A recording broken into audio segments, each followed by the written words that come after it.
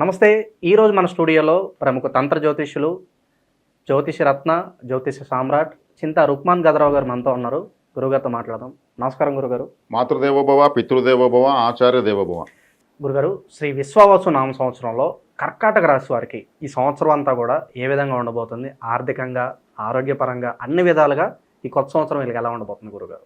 ఈ 2025-26 విశ్వనామ సంవత్సరంలో కర్కాటక రాశి వారికి ఈ తెలుగు సంవత్సర శుభాకాంక్షలు తెలియజేస్తున్నాను. ఈ కర్కాటక రాశి వాళ్లకు దీర్ఘకాలిక సంచార గ్రహాలైనటువంటి గురుగ్రహము మే 15 నుంచి వ్యయ స్థానంలోకి, అదేవిధంగా భాగ్యస్థానంలో శని పూర్తిగా భాగ్యస్థానంలో మీనంలో సంచరిస్తారు. ద్వితీయ స్థానంలో, అదేవిధంగా అష్టమ స్థానంలో రాహుకేతువులు మే 18 నుంచి సంచరిస్తారు. ఈ ప్రధాన గ్రహాల యొక్క స్థితిగతులను పరిశీలిస్తే వీళ్లకు కర్కాటక రాశులకు ఆదాయం 8, వ్యయం 2, రాజ్యపూజ్యం 7, అవమానం 3. కాబట్టి ఆదాయము రాజ్యపూజ్యం 2 బాగానే ఉన్నాయి. వ్యయము అవమానం తక్కువే ఉంది. అంటే వీళ్ళు ఒక ప్రత్యేకమైనటువంటి సంవత్సరంగా వీళ్ళని చెప్పుకోవచ్చు. ఎందుకంటే గురుబలం లేదు కదా, 12వ ఇంట్లో గురువు వచ్చేసాడు కదా అనుకుంటారు.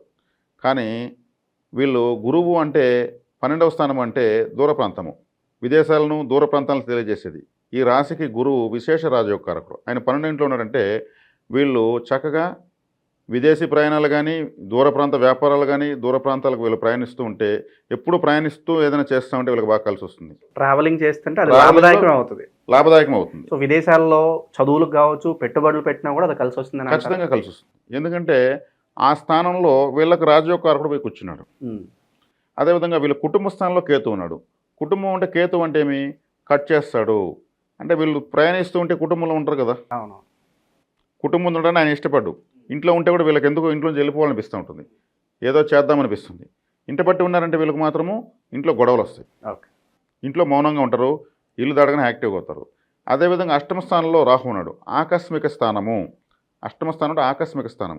ఆకస్మిక లాభము వచ్చేందుకు అవకాశం ఉంది, నష్టం వచ్చేందుకు అవకాశం ఉంది. సో అన్ఎక్స్పెక్టెడ్గా రావాల్సిన డబ్బులు రావటము, ఏదో వ్యాపారాల్లో కలిసి రావటం ఆకస్మికంగా జరుగుతుంది అంటారు. ఆకస్మిక సంఘటనలు అయితే జరుగుతాయి. మంచి జరుగుతుంది, చెడు జరుగుతుంది. కాబట్టి వీళ్ళు ఆకస్మిక స్థానం ఏది మనకు జనరల్గా తీసుకుంటే హాస్పిటల్ ఆకస్మిక స్థానం. హాస్పిటల్ బాగున్నవాడు సడన్గా పడిపోయేసి హాస్పిటల్లో పడుకుంటాడు. బాగున్నవాడు ఇంకేదో సిక్ అయిపోయేసి సలన్ పెట్టుకుంటాడు. కాబట్టి ఆకస్మిక స్థానం అనేటువంటి ఆసుపత్రికి వీళ్ళు ఏం చేయాలంటే సేవ చేయాలి. సేవ ఏం చేయాలి? Liquids, floor cleaners, toilet cleaners, mop sticks ఇటువంటి తీసి ఇవ్వడం. అక్కడ సిక్ అయినటువంటి వాళ్లకు బ్రెడ్, పాలు, పండ్లు ఇటువంటి పంచడం చేస్తే ఈ రాహు వల్ల వచ్చిన ఆకస్మికమైనటువంటి నష్టాలు తగ్గుతాయి. మరి అదేవిధంగా ఆ రాహు ఉన్నది అది కుంభరాశి. కుంభరాశి అంటే అది ఒక విధంగా ఆధ్యాత్మికమైన రాశి. అది సాధువులకు, సన్యాసులకు వీళ్ళు ఈ విధమైనటువంటి సేవ అంటే వాళ్ళ ఆరోగ్యానికి, వాళ్ళకి ఏదైనా ఒక సౌకర్యాలు ఏర్పాటు చేయడానికి కూడా వీళ్ళు సహాయం చేస్తే వీళ్ళకు ఆ నష్టం తగ్గుతుంది, లాభం మాత్రం వీళ్ళకి మిగులుతుంది. కాబట్టి కర్కాటక రాశి వాళ్ళు సహజంగానే వాళ్ళకు స్థిరత్వం తక్కువ ఉండదు, చాలా సున్నితం. సంతోషం వచ్చినా ఎక్కువే వచ్చేస్తుంది, బాధ వచ్చినా ఎక్కువే వచ్చేస్తుంది, డౌట్స్ వస్తూనే ఉంటాయి. వీళ్ళకి వచ్చిన డౌట్స్ ఏ రాశి వాళ్ళకు రావు. త్వరగా ఎవరిని నమ్మరా? ఎంత నమ్ముతారో అంతే నమ్మరు మళ్ళీ. కాబట్టి అనుమానాలకు నిలయం కర్కాటక రాశి. శ్రీరాముల వారు కర్కాటక రాశి జన్మించారు. 12,000 అనుమానాలు వచ్చాయనికి. 12,000 అనుమానాలు నివృత్తే వశిష్ఠ గీత. వశిష్ఠుడు నివృత్తి చేశారు. కాబట్టి అంటే అనుమానాలు, డౌట్ రావాల్సిందే. డౌట్లో నుంచే ప్రపంచం పుట్టింది. ఇదేంది, అదేంది, అదెట్లా అనుకుంటేనే ప్రపంచం తయారైంది. అదే ఒక్కొక్కసారి వికటిస్తుంది. అనుమాన పిశాచిగా ఉన్నారు అంటారు కదా, అది ఎక్కువైనప్పుడు అలా అనిపిస్తూ ఉంటుంది. కాబట్టి వీళ్లకు ఇంట పట్టి ఉంటే రాజయోగం లేదు. ఓకే. ఇక గురుగారు, విద్యార్థులు, వ్యాపారస్తులు, నిరుద్యోగులు ఈ సంవత్సరాలు వీళ్ళకి ఎలా ఉండబోతుంది? విద్యార్థులు సాధ్యమైనంత వరకు ట్యూషన్లో ఉండడం, ట్యూషన్లో ఎక్కువ ఉండి చదవడం మంచిది. రాత్రి ట్యూషన్లు పెట్టుకోవడం మంచిది. అంటే వీళ్ళ కుటుంబ స్థానంలో కేతు ఉన్నాడు కాబట్టి ఇంట్లో ఉండి చదవడం వల్ల వీళ్ళ జ్ఞాపక శక్తి పని చేయదు. కాబట్టి జ్ఞాపక శక్తి పని చేయాలనుకున్నప్పుడు ఏమి, కేతువు కుటుంబంలో ఉన్నప్పుడు ఇంట్లోకి వచ్చి చదివితే ప్రయోజనం రాదు. 1.5 సంవత్సరం కేతు 2వ ఇంట్లో ఉంటాడు. కాబట్టి ట్యూషన్ విద్య లేదా హాస్టల్ విద్య బాగా పనిచేస్తుంది. అంటే ఇల్లు దాటి ఉంటారు కాబట్టి ఇప్పుడు వ్యయ స్థానంలో ఇంటికి దూరంలో గురువు ఉన్నారు కాబట్టి వీళ్ళు చదవడం, దూర ప్రాంతాల్లో చదవడం ఉత్తమం. ఇక నిరుద్యోగులకు మంచి శుభార్త వినడానికి ఎంతకాలం పట్టొచ్చు అంటారు ఈ సంవత్సరం? నిరుద్యోగులు అంటే వీళ్ళు ఉద్యోగరీత్యా అంటే వీళ్ళకు కనీసం ఒక 120 కిలోమీటర్లు దాటిపోవాలి. గురువు 12వ రాశిలో ఉన్నాడు. ఒక రాశికి 10 కిలోమీటర్లు లెక్కేస్తే 12వ రాశికి ఎన్ని కిలోమీటర్లు అవుతుంది? 120 కిలోమీటర్లు అవుతుంది. అంటే దూర ప్రాంతాలకు వెళ్ళి ఉద్యోగ ప్రయత్నాలు చేస్తే ఖచ్చితంగా అయితే ఉద్యోగం వస్తుంది. 12వ ఇంట్లో గురువు ఉన్నాడు, నాకు గురు బలం లేదంటే కాదు. గురువు ఎక్కడ బలంగా ఏం చేస్తే గురువు బలవంతుడు అవుతాడు? ఓ 120 కిలోమీటర్ దాటి ఎంత దూరం ఉన్నా వెళ్ళొచ్చు. వీళ్ళకి ఉద్యోగాలు అయితే ఖచ్చితంగా వస్తాయి, దాంట్లో డౌట్ ఏం లేదు. మరి శాలరీ ఇంతే ఉండాలని అనకుండా, ఎంత శాలరీతో సంబంధం లేకుండా వీళ్ళు ఎక్స్పీరియన్స్ అయినారంటే మాత్రము అత్యద్భుతమైనటువంటి స్థాయికి వెళ్ళిపోతారు.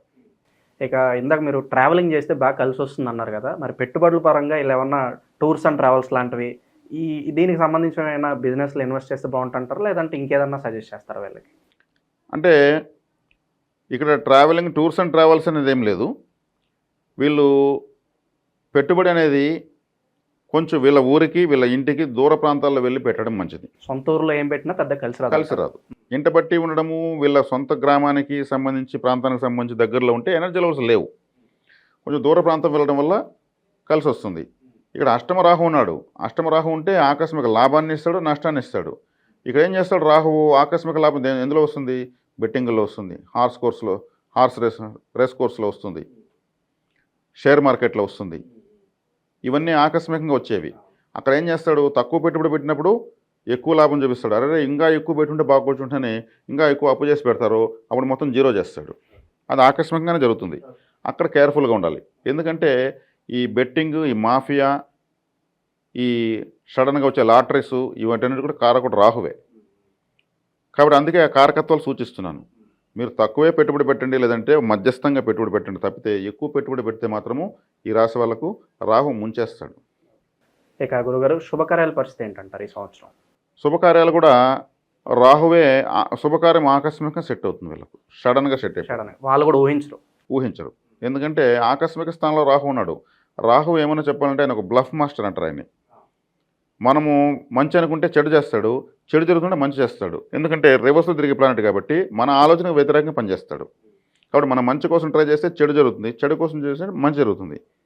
కాబట్టి మీరు ఆకస్మిక స్థానమైనటువంటి హాస్పిటల్కి, ఆలయానికి ఎలాగైతే ఇస్తామో అలాగా ఫ్లోర్ క్లీనర్స్, ఆలయ హాస్పిటల్ శుభ్రతకు సేవ చేయాలి. మరీ ముఖ్యంగా ఈ రాశిలో ఉన్న స్త్రీలు, అష్టమ స్థానంలోకి రాహు ఉన్నాడు కాబట్టి అష్టమ స్థానము పసుపు కుంకుమలు, అష్టమ స్థానం మంగళసూత్రము, ఆకస్మికంగా నష్టాన్ని కూడా ఇస్తాడు కాబట్టి అది భర్త పైన పనిచేస్తుంది. ఇక్కడ ఈ రాశిలో ఉన్నవాళ్ళు బయట తిరుగుతూ ఉండాలని చెప్తున్నాను, నేను ప్రయాణం చేస్తూ ఉండాలని చెప్పాను. కాబట్టి డ్రైవరు ప్రయాణము అంటేనే రాహువు. రిక్షా దోలేవాడు కానించి ఫ్లైట్ దోలే వరకు డ్రైవర్ అంతా రాహువే. ఈ ప్రయాణాల్లో కూడా ఆకస్మికంగా నష్టం జరిగే అవకాశం ఉంది.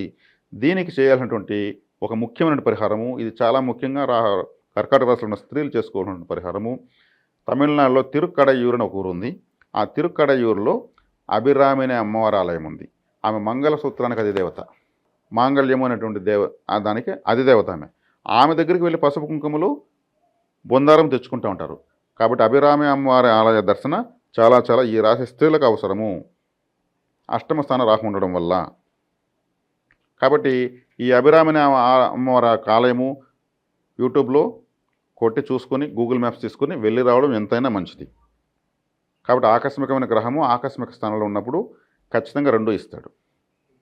ఈ సూచన కర్కాటక రాశి వాళ్ళకి చాలా చాలా అవసరం. ఇంకా మెరుగైన ఫలితాలు పొందడానికి గురుగారు సంవత్సరం అంతా కూడా వీళ్ళు ఎలాంటి రెమెడీస్ చేసుకుంటే బాగుంటుంది? గురు దక్షిణామూర్తి ఆరాధన, గురు దత్తాత్రేయ ఆరాధన, గురు రాఘవేంద్ర స్వామి ఆరాధన, అదేవిధంగా తత్సంబంధమైనటువంటి ఎవరైనా అవధూతల ఆరాధన మంచిది.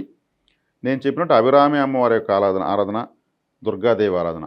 రాహుగ్రహానికి అధిష్టాన దేవి దుర్గాదేవి, దుర్గతులను దూరం చేస్తుంది కాబట్టి ఈ ఆరాధనలు ఖచ్చితంగా చేసుకోవడం మంచిది. అంటే వీళ్ళకు జరుగుతున్న నష్టాలను మాత్రం నివారిస్తే మీదంతా లాభమే కాబట్టి దేవతారాధన ఇలా చక్కగా చేసుకోవచ్చు. చాలా బాగా వివరించారు గురుగారు. ధన్యవాదాలు.